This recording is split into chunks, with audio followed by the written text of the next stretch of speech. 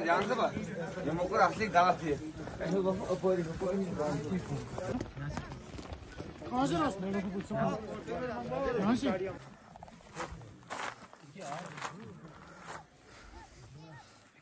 अस्सलामुअलैकुम वालेकुम अस्सलाम हाँ कुछ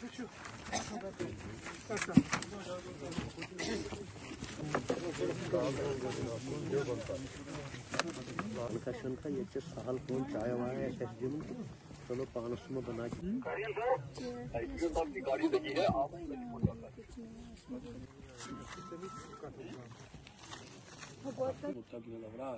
सुभान रब्बिक रब्बिल इज्जति अम्मा यसिफून वस्सलामु अलल मुरसलीन रब्बना ज़लमना अनफुसना व इल्लम तग़फिर लना व तरहमना लनकुमिनल खासिरीन।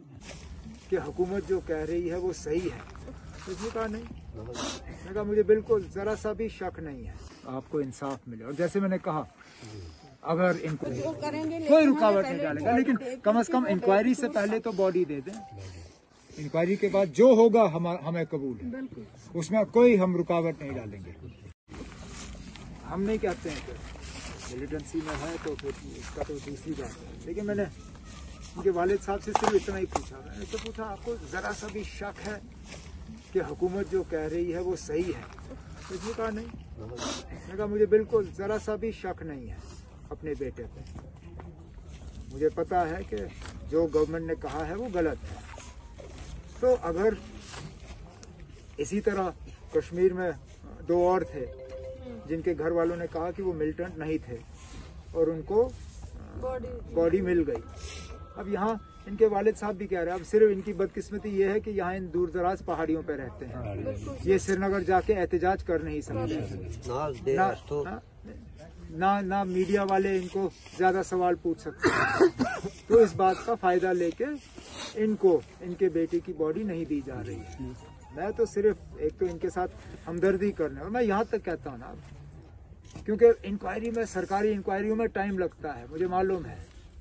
जब तक वो इंक्वायरी करेंगे तब तक फिर इनको फिर उसके बाद बॉडी देंगे, फिर ये क्या गुस्ल देंगे उनको, फिर किस तरह उनको दफनाएंगे। इसलिए हम कहते हैं ना, अब इसमें देरी ना करें, आप फिलहाल बॉडी दे दें, उसके बाद आप अपनी इंक्वायरी जारी रखें। ये बॉडी लेके तो कहीं भागेंगे नहीं, दफनाना तो यहीं पे है, दफनाएं। उसके बाद अगर इंक्वायरी में यहाँ के लोगों को साबित करके आपने दिखाया कि वो मिलिटेंट था, अगर उसके बाद आपने निकाल के उसको दोबारा हंदवारा करना है, फिर हम कहाँ रोक सकते हैं? फिर इनके वालिद साहब भी नहीं रोकेंगे उनको। फिर हमें भी दुख नहीं है कि अच्छा हो। ये मत करो।